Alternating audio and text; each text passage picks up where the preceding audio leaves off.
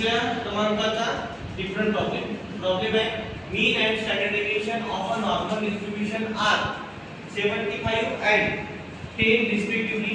Find out the percentage of the score which fall between the scores 65 and 85. हा problem दिलेला आहे. हा problem कसा सॉल्व्ह करायचा ते पहा. सगळ्यात पहिले इथे काय दिलंय मीन आणि इथे काय दिलंय स्टँडर्ड डेविएशन. म्हणजे हा काय स्टँडर्ड डेविएशन आहे आणि हा काय मीन आहे. आणि यांनी काय म्हटलंय की फाइंड आउट शोधा म्हणतात काय की किती टक्के विद्यार्थी 65 ते 85 दरम्यान येतात. किती 65 to 85. सगळ्यात पहिले काय करायचं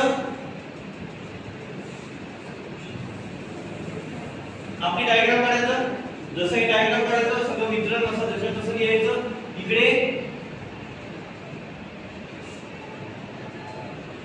हे सगळं वितरण असं लिहून घ्यायचं.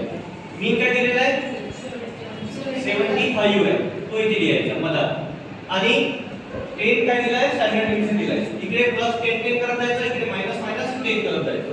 75 मध्ये प्लस केले 85 मध्ये 85 मध्ये प्लस केले 10 95 मध्ये प्लस केले 105. इकडे मायनस करा 65 मग काही 55 आणि मग 45. आता यांनी उदाहरणात आपल्याला काय विचारलंय 65 to 85 म्हणून इथे द्यायचं. म्हणून the percentage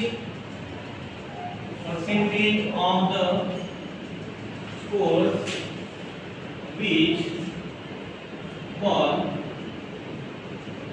between the score 65 and 85. ठीक आहे असं लिहायचं. मग बरोबर आता इथे 65 कुठे आहे इकडे लक्ष द्या. 65 या बिंदूवर आहे आणि 85 कुठे आहे या बिंदूवर आहे. म्हणजे या 65 पासून तर या 85 पर्यंत कोणकोणते प्रश्न केले ते पहा. याच्या आतमध्ये याच्या आतमध्ये कोण येतात 34.13 किती लिहायचं 34.13% plus 34.13%. Answer is 68.26. This is the final answer. आता याचं कन्क्लुजन कसं लिहायचं. कन्क्लुजन कसं लिहितो तसं the percentage of the score which fall between the score 65 and 85 is 68.26%. अशा प्रकारे याचं कन्क्लुजन लिहायचं. हा होता तुमचा तिसऱ्या क्रमांकाचा डिफरंट प्रॉब्लेम.